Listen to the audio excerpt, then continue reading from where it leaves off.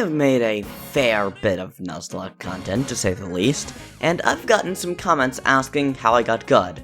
Well, I don't think I'm that good, because I still notice every single error and blow it way out of proportion, but apparently I am, so having beaten my first ever hardcore Nuzlocke without many deaths, here's some advice. First, when you're getting started, pick the right game.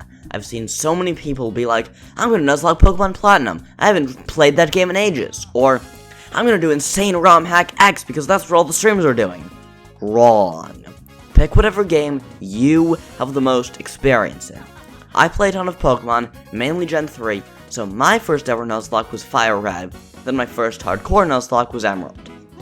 If you don't play as much Pokemon as me, you probably want to spend some time looking around. My recommendation would be Fire Red, Leaf Green as a first Nuzlocke, because it's pretty easy, but do your own research. That's what this boils down to. Second, I'm gonna tell you a story. There once was a hybrid from Hoenn. To Nuzlockes, they did Hoenn.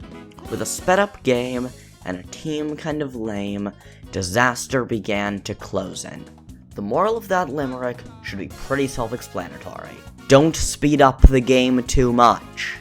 Some amount of speed up works, specifically in small amounts, but don't do it during encounters, please, and don't do it during major fights. The next step is to hack. No, seriously, I strongly recommend you download the software's PK Hex and the Universal Pokemon Randomizer. PK Hex will let you hack in rare candies, which is very helpful, since no one likes grinding, and doing it with rare candies just makes everything faster. The Universal Pokemon Randomizer will do as the name implies, but also allows you to change trait evolutions into level ups. Let me tell you a story. I was teaching a class on Nuzlocking, and when PokemonChallenges came into my class, he came in one day complaining about how his run kept losing. Absol, I can't stand this grind. Every time I try to win, I can never make it past the second gym, then I lose the run, and I just have to non-stop grind. This is so cringe. So I said to him, Jan, you're doing all this wrong. You need to have a plan.